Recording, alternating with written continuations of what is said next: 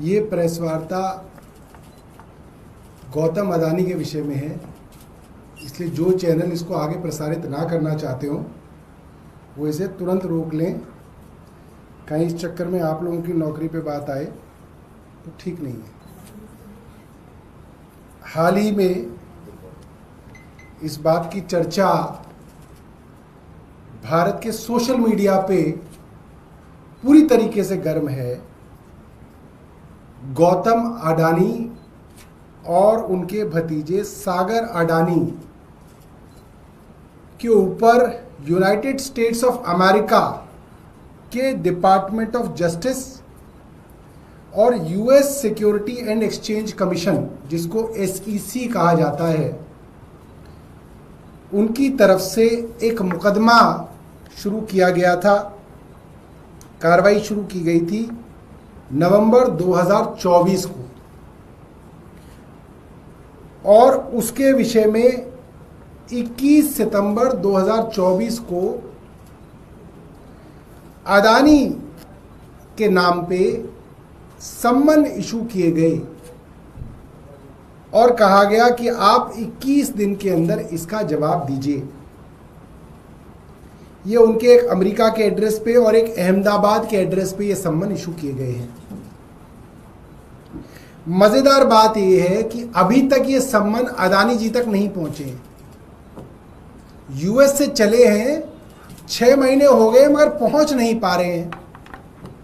और पहुंच इसलिए नहीं पा रहे हैं क्योंकि जो भारत की सरकार है, भारत का जो department of law and justice है, जो केंद्र सरकार है, वो उन सम्मन्स की सर्विस नहीं कर रहा है। यानी कि अगर अमेरिकन गवर्नमेंट को उनके कोर्ट की तरफ से कोई सम्मन भेजने हैं किसी भारतीय नागरिक को, तो जाहिर सी बात है जो भारत के अंदर जो सम्मन सर्विस करने का काम है वो भारत की जो है सरकार का होगा। इसी तरीके से दो देशों की और अलग अलग देशों की संधियां होती हैं। जैसे हमारे यहाँ कोई आतंकवादी वांटेड है, वो कनाडा में पकड़े गए, अमेरिका में भी वांटेड थे। हिंदुस्तान की सरकार ने कहा हमें भी जरूरत है, हमारे यहाँ इनके ऊपर मुकदमा चलना है, तो वो आतंकवादी अमेरिका के रास्ते भारत आए थे। कुछ महीने पहले हम सब ने देखा था। नागरिक वो पाकिस्तान के, मूलतः वो पाकिस्तानी नागरिक है। तो ये संधियां देशों में होती है, मगर भारत की सरकार अडानी को सम्मन भी इशू नहीं कर रही है। मामला क्या है? अब देखिए कितनी सुंदर बात है वहां के प्रजातंत्र और वहां के इंस्टीट्यूशंस की, कि वहां पे छोटे छोटे इंस्टीट्यूशंस भी इंडिपेंडेंटली सक्रिय हैं। कोई सुप्रीम कोर्ट और हाई कोर्ट का मुकदमा नहीं है वहां पे। यूनाइटेड स्टेट्स के district court, eastern district New York ने सम्मन किया है। ये होता है डिस्ट्रिक्ट कोर्ट। और उन्होंने किस चीज पे उनको सम्मन किया है? मामला है भ्रष्टाचार और रिश्वतखोरी का। और उससे भी ज्यादा इंटरेस्टिंग बात यह है कि वो रिश्वतखोरी का जो आरोप है वो ऐसा नहीं है कि वो रिश्वतखोरी अमेरिका में दी गई या ली गई या देने की कोशिश की गई। 2200 करोड़ रुपए की रिश्वत देनी या देने की प्लानिंग का पूरा जो काम था वो भारत के सरकारी अफसरों को रिश्वत देनी थी या दी गई या दी जा रही थी। 2200 करोड़ रुपए की। अब अमेरिका इसमें कैसे आ जाता है? मन में सवाल आएगा। इसलिए आ जाता है क्योंकि अमेरिका के अंदर इंस्टीट्यूशंस इतने मजबूत हैं कि अडानी साहब ने एक छोटी सी गलती कर दी कि भारत के निवेशकों का पैसा तो वो सालों से ले रहे थे। उन्होंने अपनी कुछ कंपनियों के लिए अमेरिकी निवेशकों का पैसा ले लिया। उनकी 2 कंपनीज के बारे में बताया जा रहा है, अडानी ग्रीन एनर्जी लिमिटेड और एज्योर पावर ग्लोबल लिमिटेड। ये 2 कंपनियां सोलर एनर्जी सप्लाई प्रोजेक्ट्स के अंदर, इन लोगों का मानना था कि आने वाले 20 साल में $2 बिलियन का प्रॉफिट ये कमाएंगे भारत में। $2 billion solar energy power projects के अंदर। इस सिलसिले में अदानी ग्रीन्स एनर्जी लिमिटेड ने $750 मिलियन रेज करने की कोशिश की, जो कि कहते हैं ना इन्वेस्टर से इन्वेस्ट कराया जाता है, रिटेल इन्वेस्टर, इंस्टीट्यूशनल इन्वेस्टर पैसा इन्वेस्ट करते हैं कंपनियों में, फिर उनके शेयर बढ़ते हैं तो उनको उससे फ़ायदा मिलता है, प्रीमियम मिलता है। तो अडानी साहब ने ये जो पैसा रेज करने की कोशिश की उसमें करीब $175 मिलियन अमरीकी निवेशकों का पैसा आ गया। अब क्योंकि अमरीकी टैक्स पेयर का पैसा आ गया तो अमेरिका की सरकार ये कहती है कि अब हमारे टैक्स पेयर का पैसा अगर किसी कंपनी में लग गया तो उस कंपनी को हमारे फॉरेन करप्ट प्रैक्टिसेस एक्ट के अंदर उसके अधीन आना पड़ेगा कि वो कोई भ्रष्टाचार का काम वो कंपनी नहीं करेगी। ये वहां पे इनबिल्ट है ये चीजें कि अगर आप कोई कंपनी है तो आप रिश्वतखोरी देके या रिश्वतखोरी करके बाबुओं को और नेताओं को पैसा देके आप धन नहीं कमा सकते, आप प्रॉफिट नहीं कमा सकते, वो वहां पे क्रिमिनल ऑफेंस है। तो उस चक्कर में ये आए हैं कि इनके ऊपर ये आरोप लगा है कि इन्होंने $256 मिलियन $256 मिलियन इन ब्राइब्स देने का एक प्लान बनाया, कुछ दिया कुछ नहीं दिया, ये हुआ। इसको इन्होंने नाम दिया है $256 मिलियन ब्राइबरी स्कीम, जिसको अगर मैं भारतीय रुपयों में कन्वर्ट करूं तो ये है 2200 करोड़ रुपए की रिश्वत। भारत के सरकारी अफसरों को दे जाने की स्कीम को अमेरिका ने पकड़ के उस पे एलिगेशन लगाया कि तुम भ्रष्टाचार करके पैसा नहीं कमा सकते। मुकदमा किया और मुकदमे में सम्मन दिया है कि आप अपना जवाब दीजिए।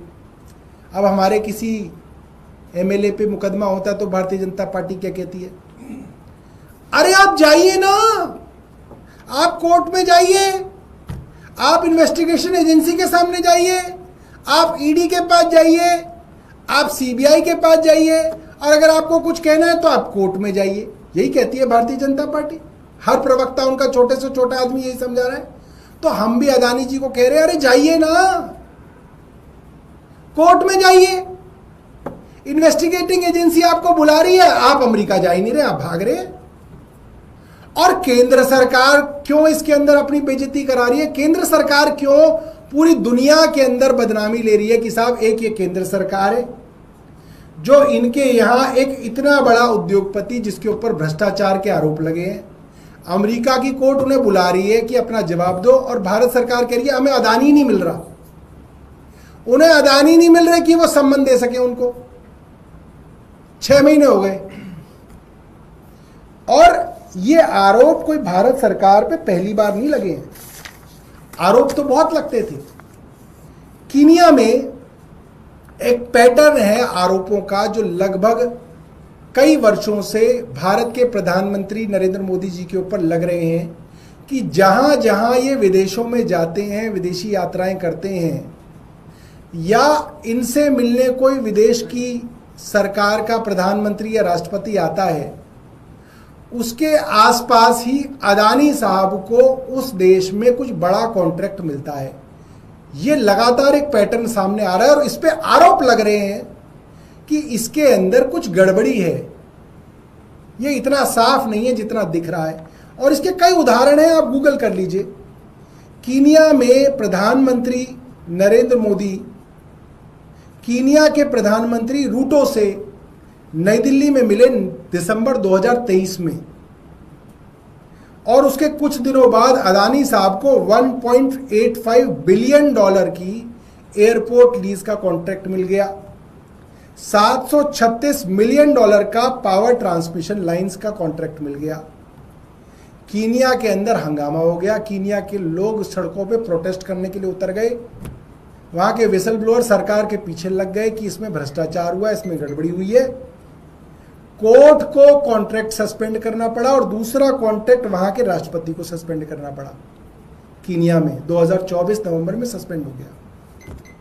श्रीलंका में प्रधानमंत्री मोदी 2015-2019 में गए और आरोप लगता है कि इसी कारण अदानी को $442 मिलियन का विंड मिल पावर प्रोजेक्ट मिला, जिसके लिए आरोप लगातार लगते रहे। और एक अमरीकी, माफ कीजिएगा, एक श्रीलंका के बड़े अफसर ने अपनी पार्लियामेंट की कमेटी के अंदर ये बयान दिया कि भारत की केंद्र सरकार के दबाव में श्रीलंका सरकार को ये कॉन्ट्रैक्ट अदानी को देना पड़ा, ये आरोप लगे।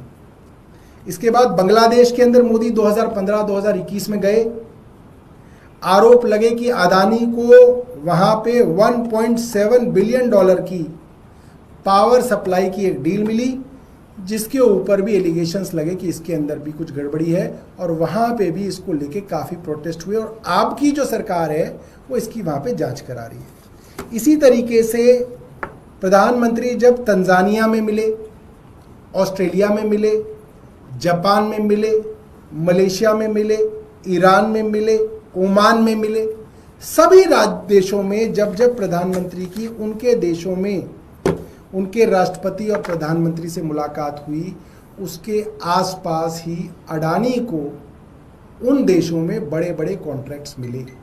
और ये आरोप लगातार लग रहे हैं कि प्रधानमंत्री का उन देशों के प्रधान से मिलना और अडानी को कॉन्ट्रैक्ट मिलना, इसके बीच में कुछ तालमेल है। ये एलिगेशंस लगातार लग रहे हैं।